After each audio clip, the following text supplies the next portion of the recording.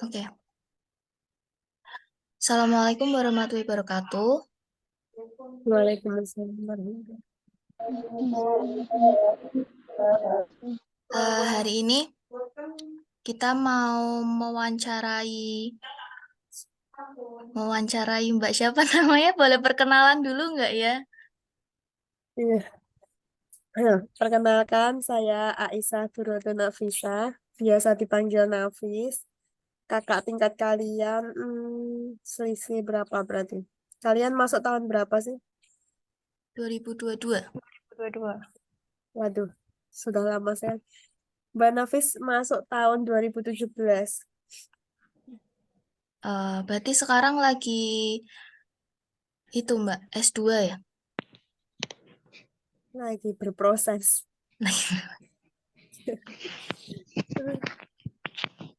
Hari ini kan kita ada tugas suruh wawancara ini Mbak. Tapi sebelum itu nanti kita perkenalan dulu ya Mbak. Mulai dari aku, Oh, namaku Kanza Yusrin Silmina. Yang lain? Nama aku Ria Citi.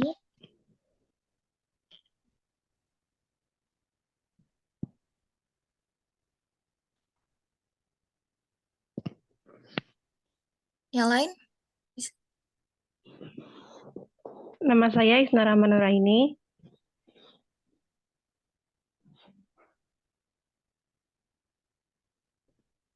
Ayo. Nama saya Nur Hasna Pramudawardhani.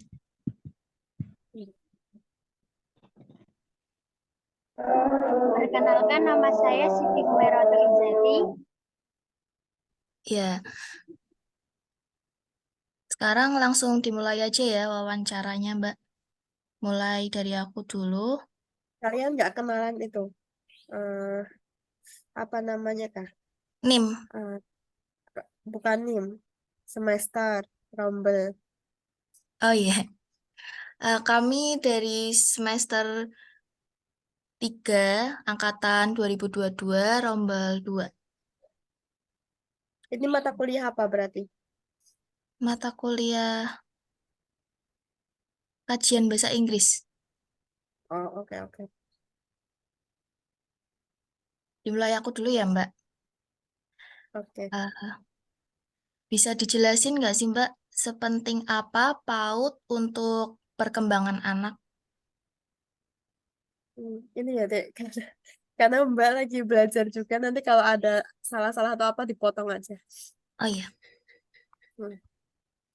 Jadi kalau menurut Mbak Mbak Nafis pribadi, PAUD pendidikan anak usia dini itu sangat penting untuk anak karena pendidikan anak usia dini itu melatih anak untuk belajar dalam hal apapun, termasuk belajar mandiri, belajar disiplin, terus belajar antri.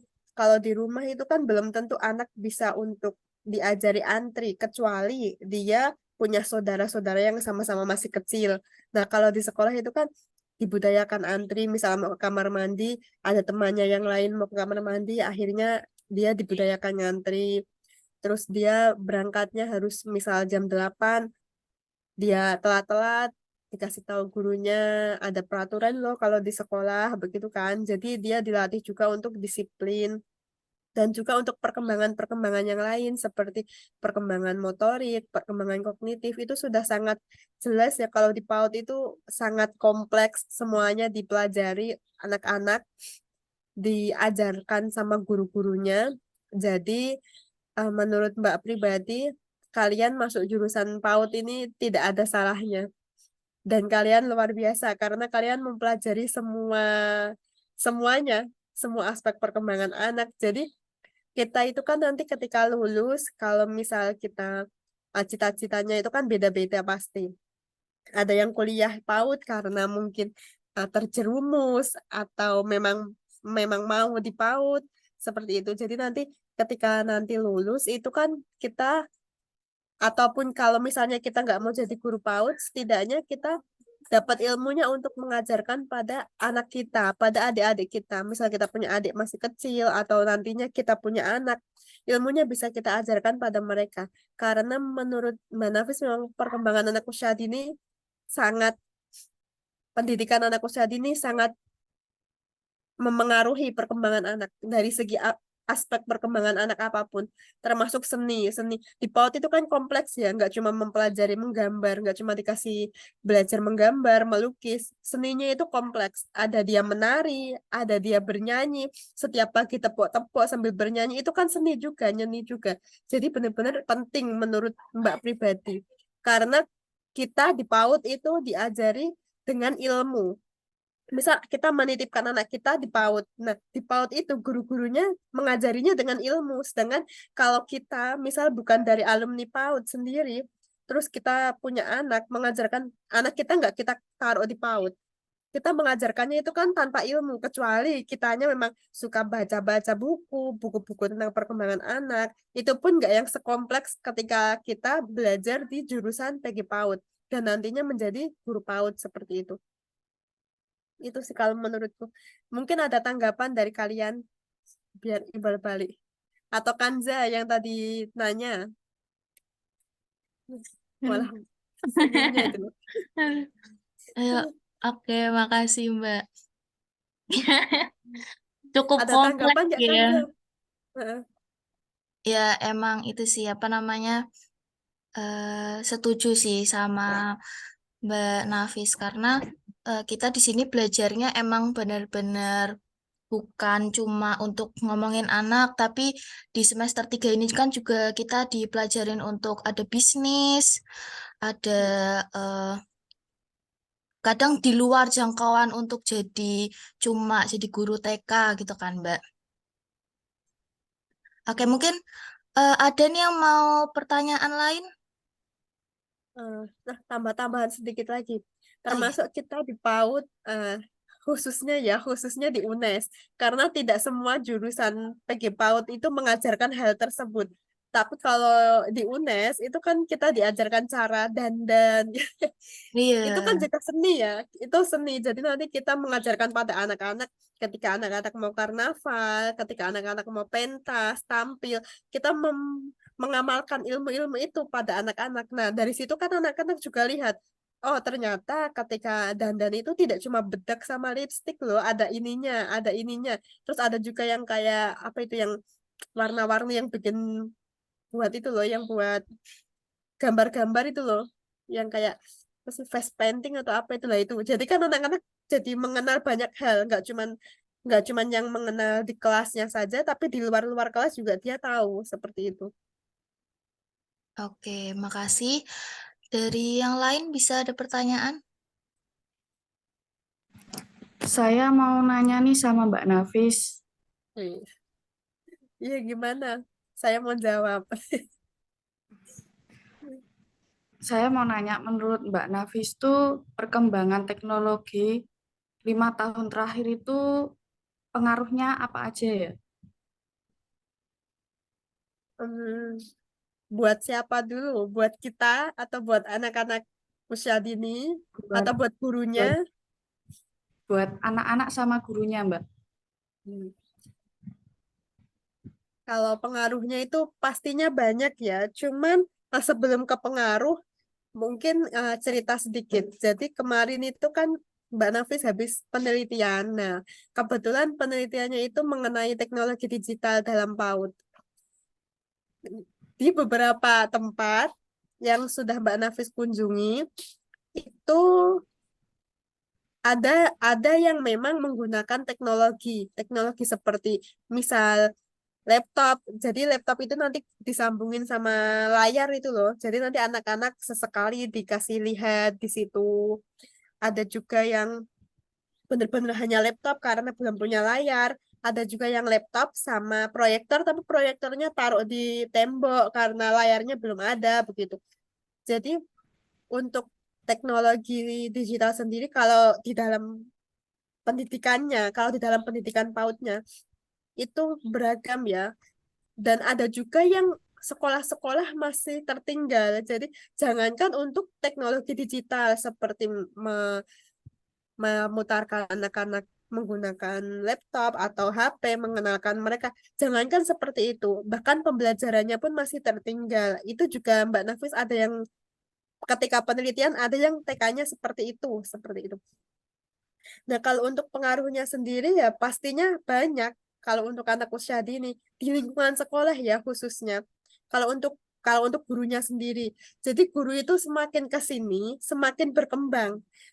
Terlebih guru-guru yang sudah sepuh seperti itu. Jadi ketika ada guru-guru yang sepuh, terus guru-guru yang seperti kalian ini yang nantinya akan ikut mereka begitu kan, mengajarkan guru-guru yang sepuh, guru-guru yang sudah berumur untuk melek teknologi. Jadi jangan hanya pembelajaran-pembelajaran klasik, pembelajaran manual yang hanya menggunakan kertas, lem, gunting. Jadi mereka itu menggunakan laptop, proyektor, menggunakan layar, seperti jadi pengaruhnya itu banyak sekali. Menumbuhkan salah satunya untuk guru itu menumbuhkan kreativitas.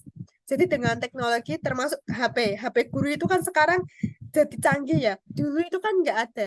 Zaman kita saja, zaman kita TK, itu nggak ada guru mengasih kabar uh, siswanya misal Sri Rezeki belum pulang nih Bu di grup itu kan grup WhatsApp itu kan belum ada zaman dulu. Jadi misal orang tuanya nungguin di rumah nggak yang jemput, terus gurunya juga percaya anaknya sudah pulang, ternyata anaknya Sri Rezeki belum sampai rumah, kan orang tuanya nyari, gurunya dicariin loh tadi sudah pulang. Nah kalau sekarang kan makin canggih, jadi termasuk HP saja untuk apa namanya untuk menggali informasi antara orang tua, antara guru, anak, itu benar-benar yang mempengaruhi sekali pendidikan anak usia dini tersebut untuk gurunya sama untuk orang tuanya. Nah, kalau untuk anaknya sendiri sama. Kalau dalam pendidikan anak usia dini, kalau dalam lingkungan pendidikannya, bukan di rumah loh ya. Kalau dalam lingkungan pendidikannya, itu juga sama. Anak-anak jadi lebih bersemangat, jadi ada variasi. Termasuk kemarin ada yang pas Mbak Nafis tanya, eh, seneng nggak kalau misal di sekolahnya itu nggak cuma tidak cuma pakai pulpen, tidak cuma pakai pensil warna, krayon, kertas, menggambar, majalah, ada selingan-selingan, dikasih lihat video, dikasih lihat tutorial dan lain sebagainya. Seneng tidak? Dan mereka itu seneng sekali. Jadi benar-benar itu untuk variasi anak, untuk biar anak itu tidak jenuh, tidak bosan seperti itu.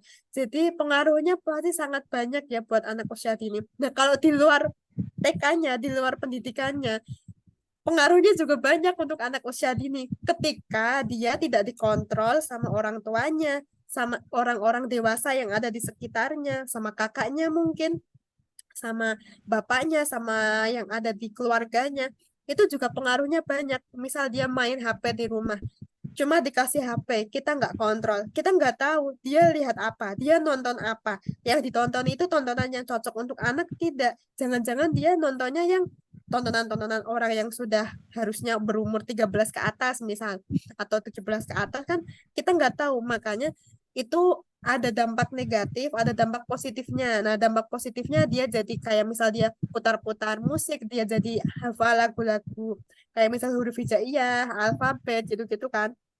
Itu dampak positifnya.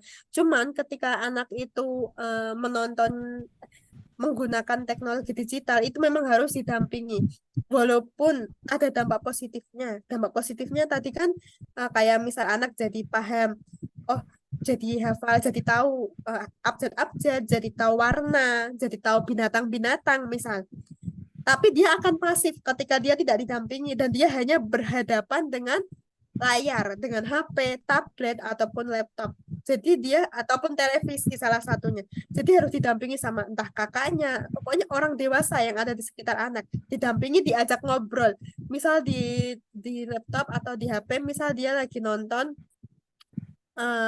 warna-warna, lagi nonton warna-warna. Nah, nanti kita sebagai orang dewasa atau orang tuanya atau gurunya, kasihlah pancingan-pancingan.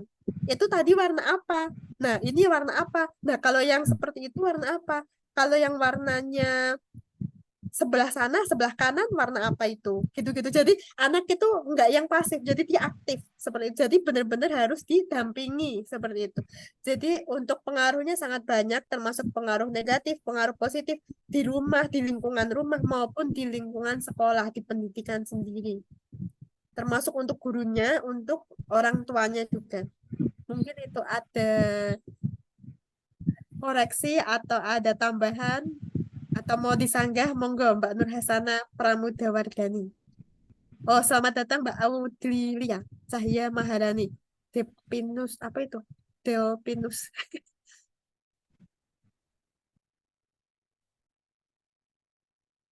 Ya, cukup menjawab Mbak Nafis. Terima kasih atas jawabannya. Oke, oke. Nggak mau ditambahi nih. Kayaknya lebih profesional Mbak Nafis. Mbak Nafis ini nggak yang terjun juga sih. Di sini ada yang guru TK nggak sih? Ada yang ikut ngajar di TK gitu? Krik-krik. Belum ada Ada kayaknya, itu, Mbak. Mbak. Belum ada, oke. Oke, mungkin bisa lanjut. Izin bertanya, Kak, apa saja problematika yang dihadapi dalam perkembangan PAUD? Kalau PAUD sendiri, menurutku pribadi, kalau perkembangan PAUD, perkembangan pendidikan anak usia dini, itu banyak ya problematikanya. Dan masih menjadi bulan-bulanan, tahun-tahunan bahkan, belum terpecahkan. Yang paling menonjol sekali itu kan ini ya, yang paling menonjol sekali itu yang calistung. Nah, itu kan kalau PAUD itu kan tidak diperbolehkan calistung. Sedangkan di SD kelas 1 harus sudah bisa calistung. Nah, itu kan menjadi salah satu problematika yang sampai sekarang belum terpecahkan. Kecuali kecuali anak-anak itu sekolah di sekolah yang ketika SD-nya itu mendukung SD-SD yang bagus itu kan biasanya mendukung program-program yang ada di PAUD. Misal di SD-nya belum belum bisa baca ya tidak masalah. Jadi seiring berjalannya waktu bisa baca. Nah, kebanyakan mayoritas itu kan tidak SD-SD terutama SD-SD negeri seperti SD-SD di desa seperti desanya Mbak sendiri itu apa namanya? Memaksa, bukan memaksa ya. Apa sih namanya? Apa sih namanya, Dek? Mengharuskan, mewajibkan anak itu ketika masuk SD, ya harus bisa calistung. Itu menjadi salah satu problematika pendidikan anak usia dini yang sampai sekarang masih diperbincangkan. Benar-benar yang belum ada titik temunya seperti itu. Karena di SD memang harus bisa membaca. Bahkan ini menjadi pengalaman pribadi Mbak sendiri. Mbak Nafis kemarin penelitian di salah satu desa. Desanya sih nggak yang terpencil banget, cuman orang tuanya itu benar-benar ikut masuk semua di dalam gerbang. Jadi kan biasanya ada TK yang orang tuanya boleh nungguin tapi di luar gerbang. Nah, itu masuk di dalam gerbang, bahkan kelasnya sudah ditutup, sudah ditutup. Ketika ketika anak-anaknya lagi kan kalau di sana itu ada mengaji, mengaji alif ba ta, ada juga karena TK Islami, ada juga belajar membaca. Jadi di TK-nya itu pembelajarannya itu ya membaca, mengaji, majalah. Tahu kan yang majalah-majalah TK yang zaman kita dulu TK. Kalau TK-nya Mbak sih dulu majalah-majalah. Nah itu di zaman sekarang itu masih yang benar-benar majalah, mengaji sama apa namanya baca baca tulis itu harus bisa baca tulis berhitung.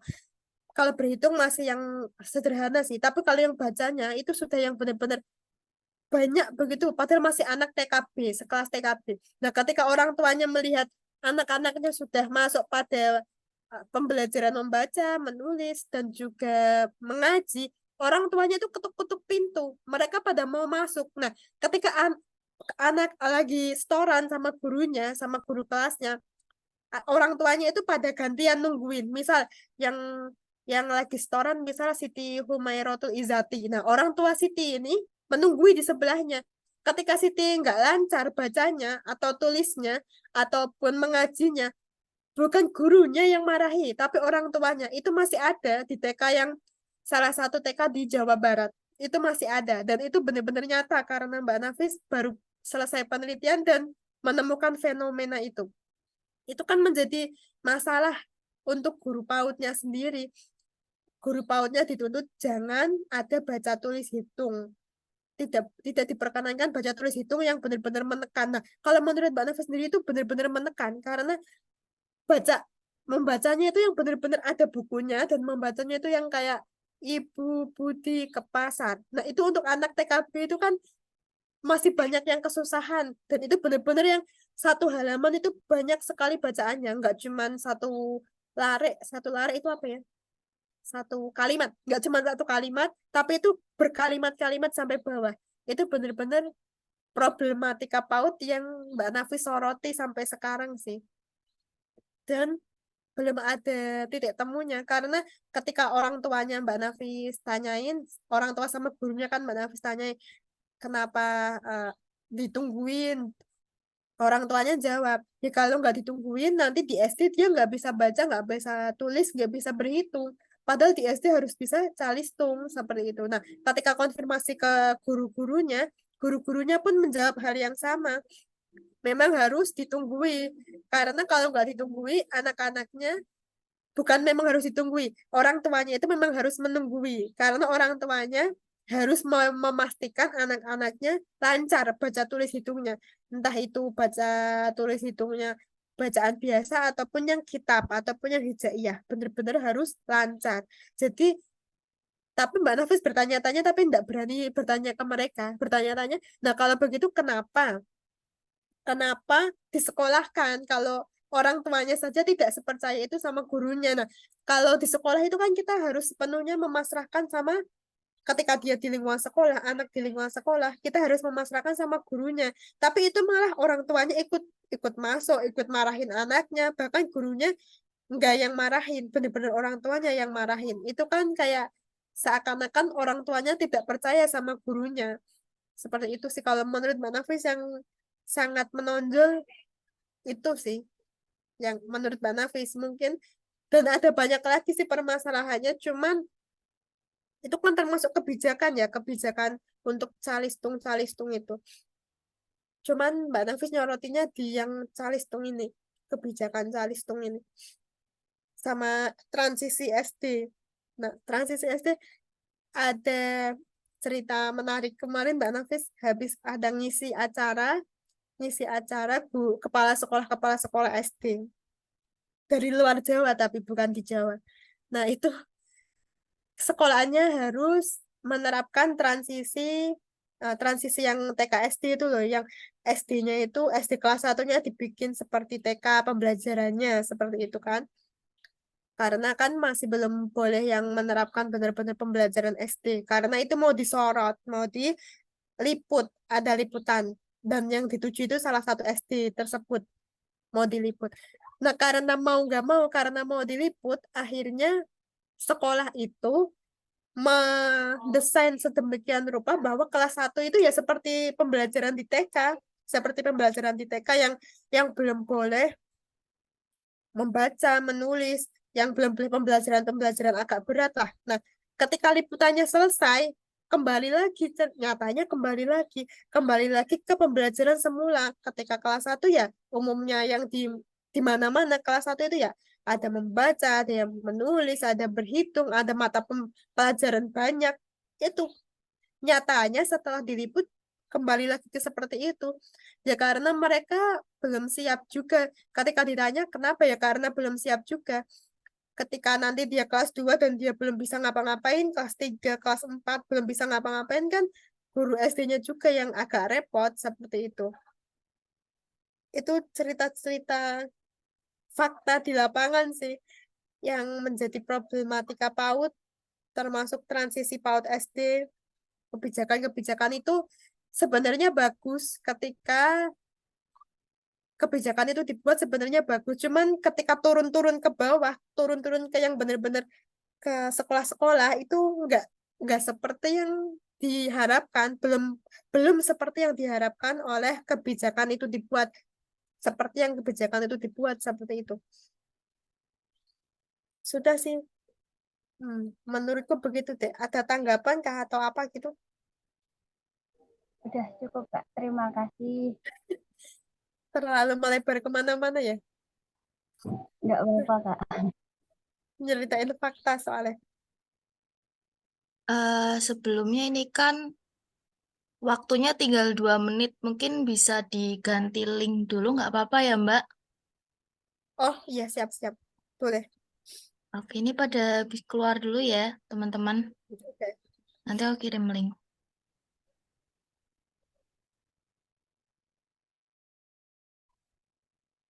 Selanjutnya ada yang mau tanya lagi nggak?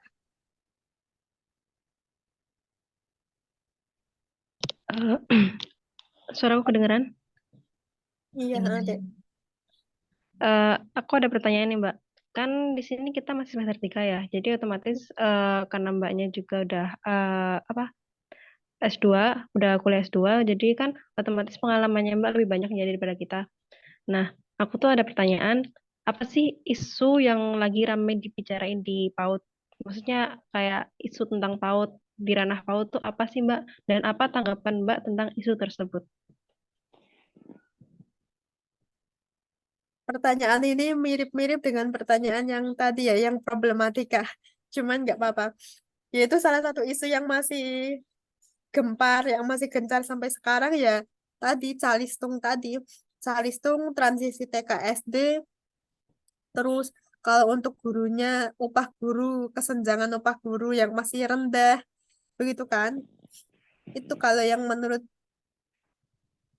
Mbak Nafis baca-baca akhir-akhir ini yang masih gencar, upah guru, untuk gurunya upah guru, untuk yang lain-lainnya yaitu transisi TK SD, terus baca tulis hitung, calistung.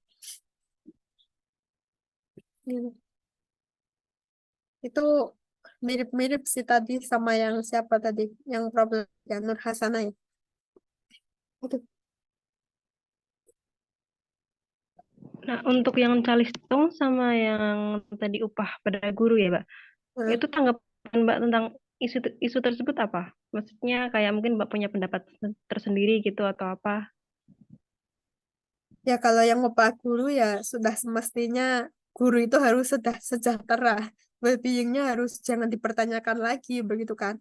Guru TK itu kan banyak ya tanggung jawabnya. Dari segi mengurus anak orang saja yang anak-anaknya masih kecil begitu kan. Dan itu nggak cuma satu. Nanti yang satu diurus, yang satu nangis, satu baru diemin, yang satunya nangis lagi, satunya bertengkar, yang satunya pengen ke kencing, yang satunya BAB di kelas, di celana. Itu kan tanggung jawabnya dari hal-hal yang sederhana, bukan sederhana sih itu, hal-hal yang rumit ya seperti itu. Itu sudah sangat besar. Belum lagi mengajarnya, belum lagi ngasih stimulasi ke anak-anaknya. Itu kan tadi yang kayak berhubungan dengan privasi, dengan apa ya, dengan individu anak-anaknya. Nah, belum lagi yang menstimulasi anak, belum lagi yang kasih materi-materi, kasih pembelajaran, kasih permainan ke anak. Itu juga mereka mikir yang sesuai dengan umur segini apa ya. Nah, misal sama-sama umur 5 tahun, 5 tahunnya Kiki, Sri Rezeki sama 5 tahunnya Isna Rahma itu kan berbeda. Mungkin Isna Rahma sudah lancar bicaranya, yang Sri Rezeki mungkin belum lancar, belum lancar dalam hal membaca, dalam hal berbicara misalnya. Nah, itu kan juga harus disesuaikan juga kayak pembelajarannya. Atau mungkin kan sekarang lagi gencar-gencarnya juga yang inklusi, sekolah inklusi yang semua anak harus diterima tidak yang membeda-bedakan. Nah, misal di dalam satu kelas ada anak yang speech delay, ada anak yang normal, ada anak yang apalagi Down syndrome misal. Nah, kan yang normal sama yang Down syndrome nggak boleh disamakan. Itu saja mikirnya harus yang benar-benar mikir. Ini yang Down syndrome mau dikasih pembelajarannya yang dengan metode apa ya biar dia mudeng dengan umur segini tapi dia kemampuannya segitu karena dia ada kendala di Down syndrome tadi. Jadi kan tidak mungkin disamakan dengan yang normal. Jadi itu pun harus yang benar-benar dipikir sama guru TK. Belum lagi guru TK harus mengurus administrasi. Tahu sendiri kan di kantor, ngurus administrasi yang bertumpuk-tumpuk bermacam-macam, yang bikin pusing. Jadi benar-benar yang dengan tugas yang semulia itu, ya kan, mengurus anak orang dengan kecil-kecil, masih kecil-kecil kan tugas mulia. Dengan tugas yang semulia, serumit, sebagus itu, sebeban itu ya, benar-benar harus yang dijaga betul-betul begitu kan. Itu rasanya kalau upah gurunya belum memberikan kesejahteraan untuk gurunya sendiri, itu rasanya tidak adil sih kalau menurut Mbak pribadi. Ya setidaknya, kalaupun tidak banyak, setidaknya kesejahteraannya sudah terpenuhi lah, walaupun nggak yang banyak banget begitu kan. Nah, sekarang itu kan apalagi TK-TK yang di bawah naungan desa. Itu punya Isna sendiri, tahu nggak di desamu? Kamu di desa apa di kota, Dek? Di desa, Mbak. Nah, tahu nggak kalau di desamu di bawah naungan desa, guru TK di bawah naungan desa itu bayarannya berapa? Yang bukan PNS loh ya, yang guru TK biasa. Biasanya berapa sih, Mbak? Kayaknya sekitar 500.000 beberapa Nah, ya. Kecil itu sudah ilmunya. bagus. Sudah lumayan, maksudku 500 itu menurutku sudah agak lumayan, walaupun masih kesejahteraan guru masih dipertanyakan sih. Dengan 500 untuk sebulan itu buat buat beli popok anaknya saja udah habis begitu kan, popok anaknya gurunya sendiri misal. Di desaku itu lebih kecil lagi deh, upahnya itu 200.000. Bayangkan, guru yang semulia itu mendidik anak-anak yang nantinya akan menjadi presiden, iya kan? Kita kan nggak tahu, siapa tahu anak yang kita didik itu nantinya pas gede, pas udah tua, dia menjadi presiden. Kita nggak ada yang tahu, ada yang jadi menteri, ada yang jadi DPR. Itu kan kita yang dari kecilnya mendidik itu, bukan tiba-tiba dia kuliah, dosennya. Iya benar, ada campur tangan dari guru SD, guru SMP, guru SMA, kuliah. Iya benar, itu benar. Cuma yang menjadi pondasi pokoknya itu kan kita. Itu benar-benar tugas mulia. Masa tugas mulia itu yang menjadikan orang-orang hebat, menjadikan presiden, menjadikan kiai, ulama, menjadikan rektor, menjadikan politikus, menjadikan apapun, kesejahteraan gurunya masih dipertanyakan, yang masih benar-benar dia sendiri aja tidak bisa sejahtera, tapi dia harus mensejahterakan anak orang. Iya, karena anak-anak kecil itu kan harus yang bahagia belajarnya, harus yang happy, harus yang seneng, harus pembelajarannya harus yang benar-benar bikin dia masuk, tapi tidak membebani anak. Sedangkan gurunya yang terbebani, kesejahteraannya sendiri masih sangat-sangat tidak sejahtera begitu ya. Cuman itu kembali lagi sih ya, kalau upah guru kembali lagi. Banyak juga guru-guru yang walaupun upahnya cuma 200, 400, ya karena mereka berdalih, ya kita mengajar anak itu kan ikhlas begitu kan. Kita ikhlas, kita mengamalkan ilmu kita, berdalih begitu. Ya mereka sejahtera juga, dalam artian mungkin suaminya yang kerjaannya bagus atau dia punya bisnis lain. Jadi guru itu dia paginya mengajar, sorenya, siangnya dia ada bisnis lain. Jadi sejahteranya itu malah bukan dari mengajarnya begitu loh. Jadi kalau ditanya lagi guru itu sejahtera atau enggak, ya tergantung mereka. Kalau memang cuman mengajar doang dan suaminya mungkin pekerjaannya belum yang bagus, belum yang menjadikan mereka sejahtera, mungkin beliau akan bilang, "Ah, saya tidak sejahtera." Cuman selama ini kita melihat guru TK itu kan walaupun gajinya kecil, happy-happy saja. Nanti mereka main kemana, ya kan? Nanti mereka tiba-tiba ganti seragam lagi. Nah, dan mereka ganti-ganti seragam, kalau yang kita pikirkan, kan gaji mereka kecil, tapi kalau mereka gonta ganti seragam, nanti mereka main ke sana, nanti mereka ada rekreasi ke situ. Nah, mereka bagaimana untuk mengeluarkan itu begitu.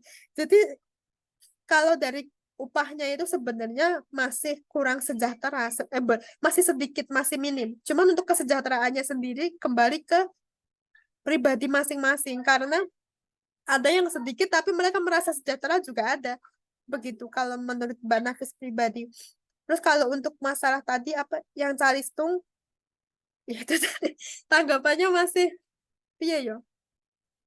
Angel sih Dek, susah di lapangan itu susah pokoknya lah. Susah pokoknya susah. Kita sebagai mahasiswa terjun ke lapangan dalam artian kita penelitian, terus kita kasih pemahaman ke kepala sekolahnya, ke gurunya misal. Kalau bawa anak di sekolah PAUD, anak usia dini itu tidak boleh diajarkan salistung, salistungnya yang benar-benar sampai berbaris-baris yang kayak tadi Mbak Nafis ceritakan waktu Nur Hasana tanya, tidak boleh yang sampai seperti itu. Kita kasih pemahaman-pemahaman karena anak itu masih butuh banyak bermain. Memang dunia anak itu sebenarnya kan dunia main, bukan dunia belajar begitu kan. Tapi mereka belajar dari permainan-permainan itu. Kayak misal mereka belajar matematika saja deh, belajar belajar yang sederhana. Anak-anak belajar matematika dari bermain saja itu bisa. Kayak misal anak-anak disuruh mencari batu. Terserah batunya, misal batu-batu kecil di kerikil lah, kerikil di sekitar sekolah, misal disuruh cari 3 atau 4. Nah, ketika udah dikumpulkan, mereka dikasih pertanyaan, yang batunya yang lebih besar yang mana ya dari keempat itu. Nah, itu kan berarti anak-anak sudah belajar matematika, mengenal konsep besar kecil, mengenal konsep kasar, halus. Ini kerikilnya halus apa kasar, teksturnya, begitu kan mereka sudah belajar sebenarnya, tapi itu yang belum diterapkan, belum sepenuhnya diterapkan di pendidikan anak usia dini. Masih banyaknya ya tadi menerapkan salistungnya itu yang benar-benar menulis, benar-benar membaca yang benar-benar real, membacanya itu real, yang benar-benar bahkan itu bukunya itu Masya Allah kalau misal satu halaman itu masih satu kalimat kah atau 2-3 kata masih oke lah, masih sedikit.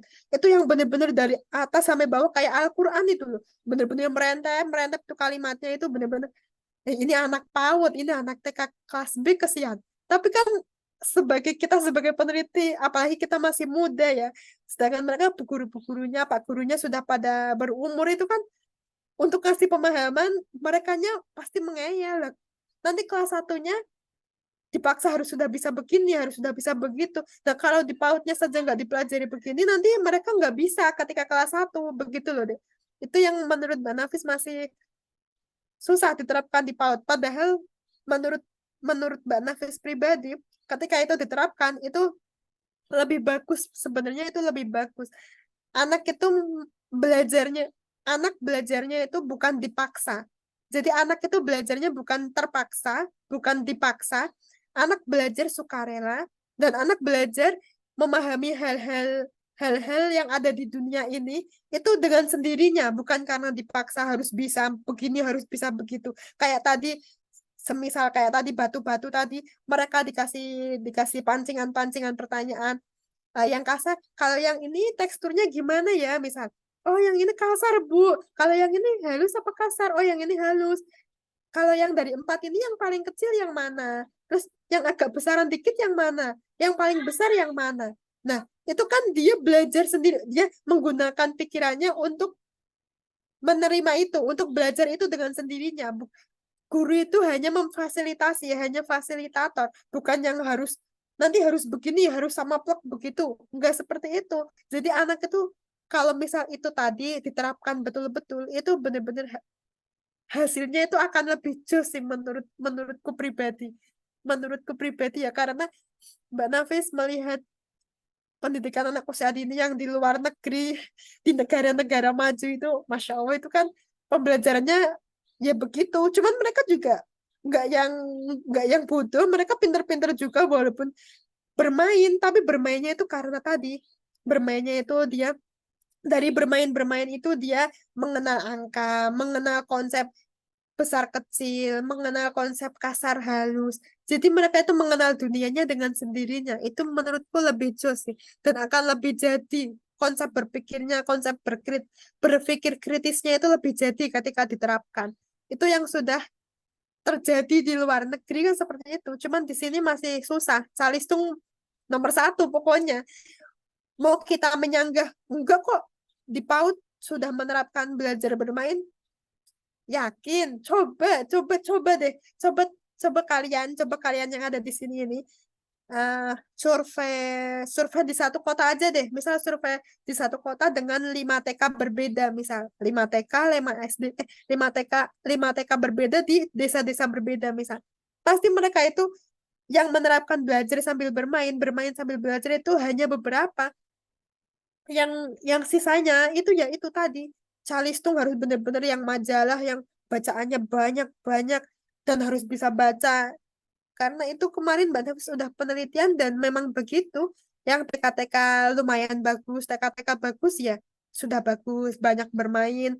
Jadi mereka mengenal konsep-konsep apapun, mengenal belajarnya itu dengan sendirinya. Guru hanya memfasilitasi fasilitator. Cuman nggak semuanya, hanya ada beberapa seperti itu. Jadi kalau dibilang kita TK kita menerapkan belajar bermain, ya kita lihat saja, kita lihat kenyataannya bener nggak? Apa cuman di kurikulumnya belajar sambil bermainnya, cuman ketika realisasinya ternyata tidak juga. Begitu sih menurutku. Gimana, Deisna? Baik, Mbak. Menurutku tanggapan Mbak Nafis juga apa ya? Tanggapan kita sama sih, maksudnya kayak pemikirannya aku setuju. Emang karena emang apa?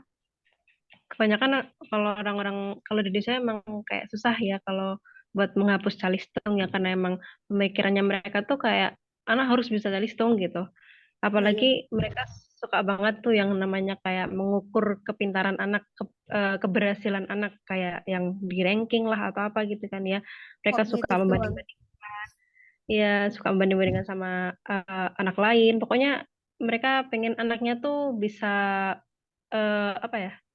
Benar-benar kayak bisa gitu loh, bisa apapun lah pokoknya kayak hampir memaksakan ya. Padahal sebenarnya anak kan eh, biarkan mereka bertumbuh secara alami gitu. Tapi pemikiran orang-orang sini masih pokoknya harus pintar calistung. Pokoknya kalau anak pintar calistung berarti dia pintar gitu. Jadi mungkin aku setuju. Jadi aku setuju sama pendapatnya Mbak Nafis. Gitu aja sih. Oke, oke. Mungkin kalau yang di desanya atau di tempat kalian berbeda, mungkin boleh berpendapat. Biar nggak kayak kuliah kok. Ini jadi kayak kuliah. Tanya, jawab. Karena santai saja sih kita kalau memang Mas ada yang mau nyanggah, ada yang mau nambahin juga nggak apa-apa. Kayak Isna tadi, oh dia sepakat ternyata begitu toh.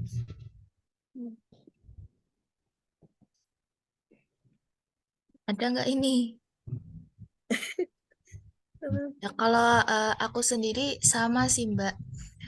Mungkin dari isu-isu tadi itu kita ternyata emang di setiap daerah tuh ternyata seperti itu. Dari bahkan yang kota seperti saya di Semarang kota pun juga ternyata masih ada yang gajinya 500.000 untuk TK. Tuh. Udah sih mungkin sama seperti pendapat Isna saya juga setuju.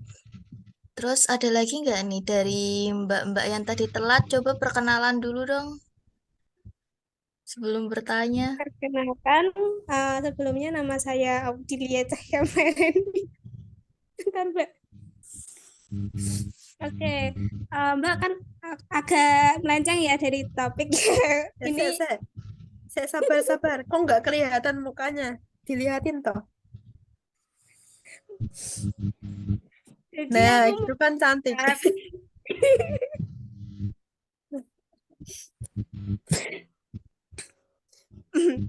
mungkin topiknya nanti berdampak juga sih buat ya Allah bentar Mbak aku mau ketawa. Kenapa kah?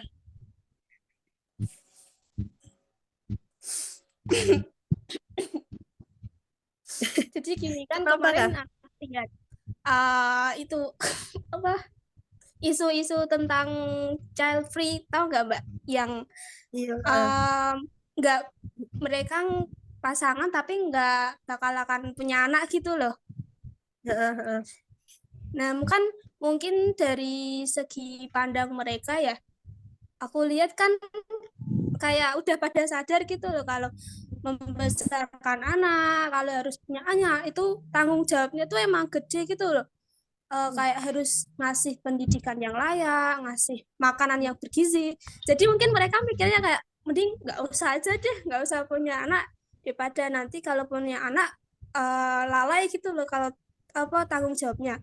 Misal nih tren itu nanti bertahun-tahun masih ada kan kemungkinan juga populasi manusia kan udah nurun ya. Kayak di contohnya juga di Jepang kan sudah mulai mereka juga nggak punya keturunan gitu. Nah, itu kan juga bakal nanti berdampak pada pekerjaan guru TK juga ya, Mbak. Soalnya kan mungkin tahun demi tahun juga muridnya akan sedikit kalau misal tren yang child free itu tetap berlanjut. Gimana tanggapan Mbak mengenai tren itu? Sebelum tanggapan, tanya dulu deh. Kalau Audlia sendiri setuju child free atau punya anak? Kalau aku punya anak satu aja cukup, Mbak. Nah, itu juga mengurangi tugas guru TK. Kok cuma satu? Kan populasinya sedikit nanti katanya. Iya. Jadi kalau itu, Kalau iya, iya. kalau nggak dua aja nggak apa-apa. Kok malah jangan-jangan ini bukan penjual loh. Jangan-jangan loh sama suamimu. Jangan-jangan kok di tugas kelompok. Itu Kansa ketawa terus. Jangan-jangan mau punya 5 apa 6 Kansa. Buat mensuburkan pekerjaan guru PAUD Kansa.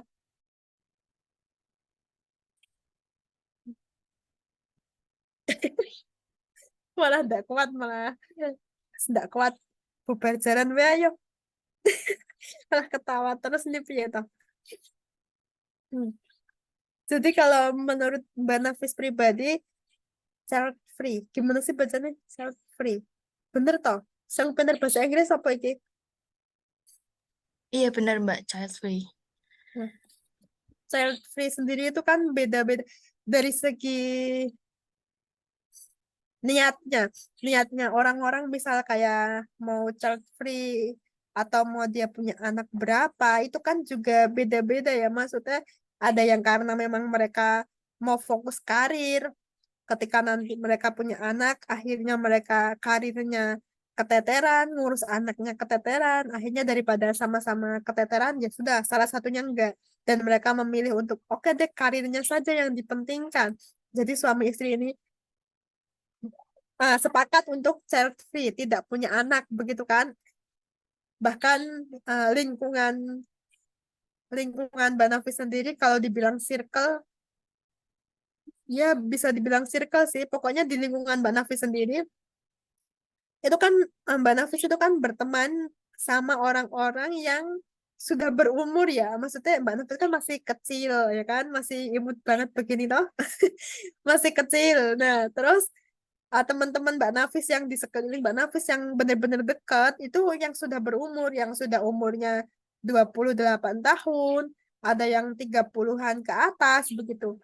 Mereka menikah sudah pada lama dan mereka juga belum punya anak. Ketika kita sharing-sharing, ya ada yang memang dari awal menikah memang sudah mengusahakan untuk punya anak karena pengen punya anak kan. Cuman belum dikasih sama Gusti Allah sama Allah gitu. Cuman ada juga beberapa yang mereka memang KB. Jadi dari awal menikah itu KB yang suntik, ada KB alami, ada yang KB pil. Pokoknya mereka dari awal menikah langsung KB karena mereka beranggapan bahwa ketika punya anak, ketika punya anak, mereka nanti ekonominya kan ketika awal menikah, ekonominya itu kan masih gonjang-ganjing ya, maksudnya menstabilkan ekonomi di antara dua belah pihak suami istri ini kan masih yang gonjang-ganjing, belum yang ekonominya stabil, masih yang benar-benar menyesuaikan. Misal gaji istrinya berapa, gaji suaminya berapa untuk pengeluaran ini itu. Nanti sebulan kira-kira habis berapa, pengeluaran berapa, pemasukan berapa. Itu yang mereka rinci banget. Nah, teman-teman Mbak Nafis yang rinci banget itu yang benar-benar dipikirkan banget. Nah, karena dipikirkan banget, akhirnya dari sebelum menikah, pas udah memutuskan untuk menikah, mereka sepakat untuk oke deh di awal pernikahan kita KB biar punya anaknya nanti ketika ekonominya sudah stabil, entah 2 tahun, 2 tahun pernikahan, atau 3 tahun pernikahan, atau 1 tahun pernikahan setelah jalan 1 tahun menjelang 2 tahun. Ada juga yang memang udah mau punya anak, ya karena tadi mereka pada milih karir seperti itu. Jadi menurut Mbak Nafis, kalau fenomena itu sendiri ya dikembalikan ke pribadi masing-masing. Karena kan kita tahu kebutuhan kita tahu konsekuensinya. Kit- Yang menjalani itu kan sudah pada gede ya, sudah pada dewasa karena sudah pada menikah. Pasti mereka tahu konsekuensinya ketika nggak punya anak nanti bagaimana, ketika punya bagaimana. Dari segi ini itunya kan mereka sudah pertimbangkan matang-matang. Ketika punya anak cuma satu atau mau punya banyak atau berapa, itu juga sudah ada pertimbangannya.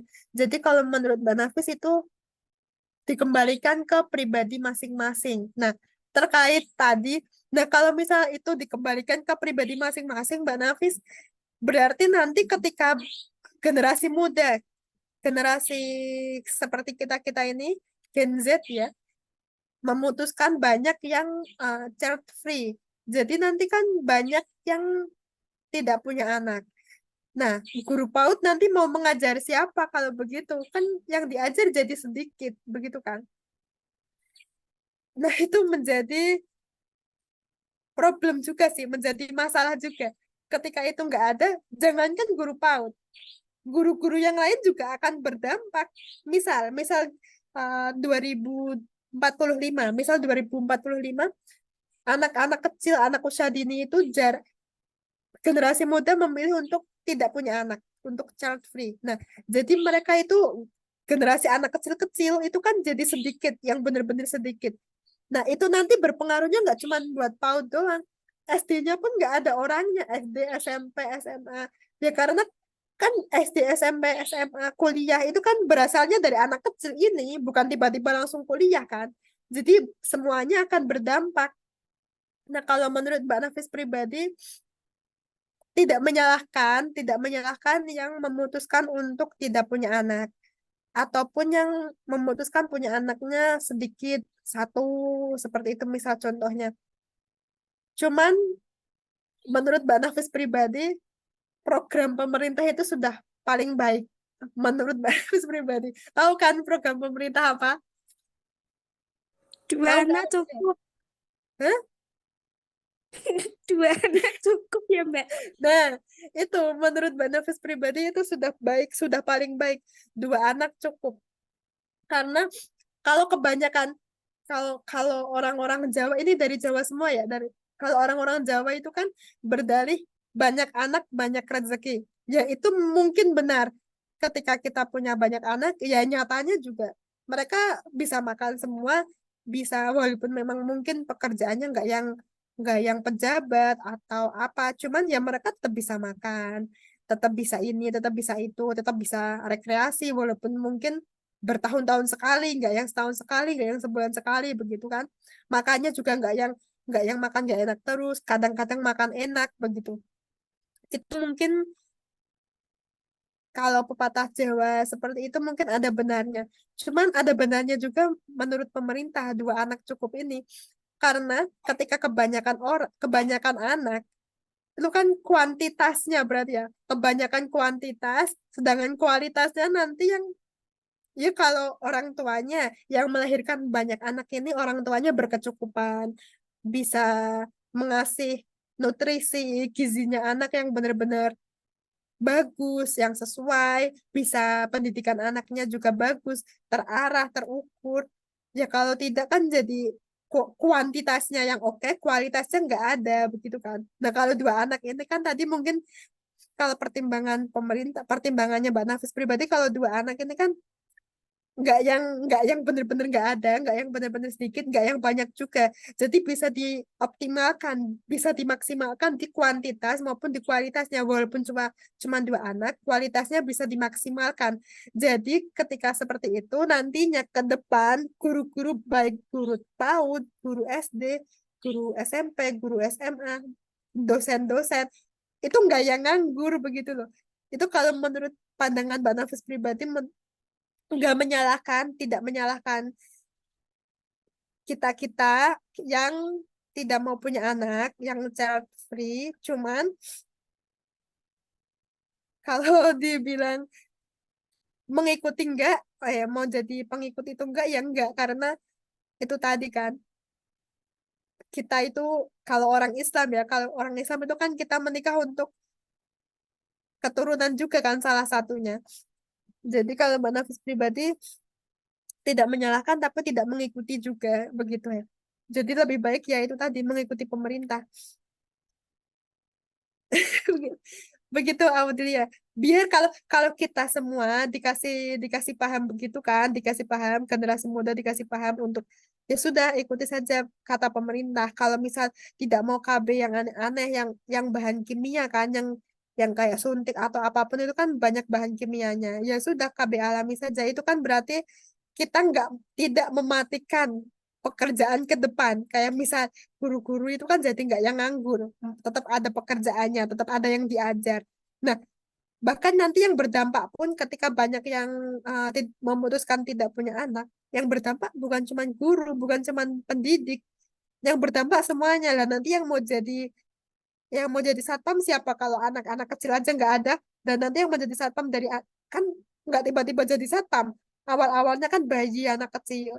Siapa yang mau jadi presiden kalau kita-kitanya sudah nggak ada orang lagi kiamat dong. Nah, mungkin mungkin child free ini salah satu tanda-tanda ya. Ya karena kalau ke depan nggak ada terus siapa yang mau jadi ke atasnya itu siapa begitu loh. Yang mau jadi presiden kan tidak mungkin tiba-tiba langsung gede dari bayi dulu kan. Yang mau jadi rektor nggak mungkin tiba-tiba gede, bayi dulu. Begitu. Jadi menurutku ya seperti itu tanggapan Mbak Nafis. Mungkin Audlia mau menyanggah, nggak gitu Mbak Nafis. Pokoknya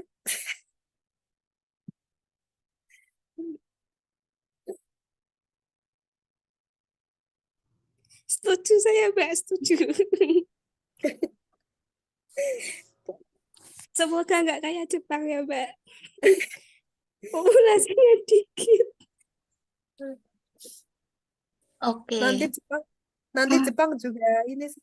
Termasuk ada negara-negara mana itu? Mbak Nafis kemarin baca-baca di jurnal ada beberapa negara yang menggalakkan orang-orang untuk punya anak karena orang-orang itu dari dulu sudah memutuskan untuk tidak punya anak kan. Maksudnya kalau di Indonesia itu kan child free baru baru apa ya baru tenar sekarang-sekarang ini. Nah, kalau di negara-negara lain itu kan sudah tenar dari dulu-dulu.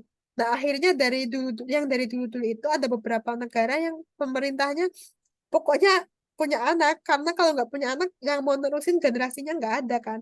Jadi benar-benar dipaksa punya anak. Nah, kalau kita dibatasi 2 anak cukup, kalau mereka dipaksa punya anak begitu. Jadi jangan sampai negara kita itu nggak ada generasi penerusnya.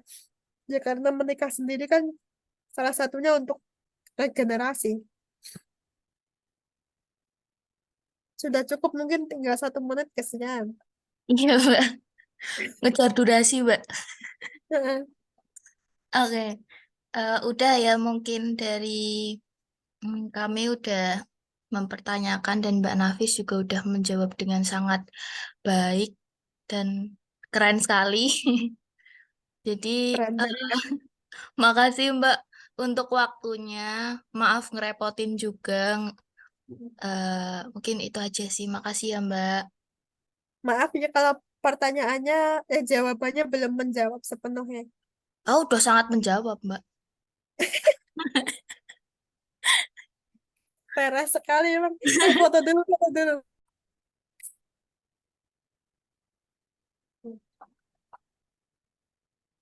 Oke. 1, 2, 3. Oke. Lagi nggak? Buku sensitif nggak ada yang satu. Satu apa? Audilia. Udah itu ditinggal aja Mbak. Emang keset toh Mbak.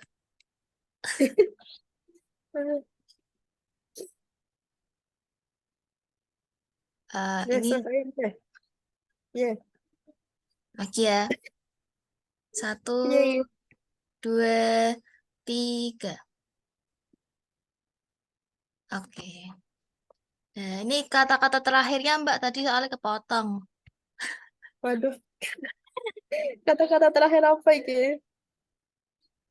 Jadi mau bilang makasih ya Mbak udah meluangkan waktu buat kita dan udah menjawab pertanyaan-pertanyaan dari kita, kepoan-kepoan tentang PAUD.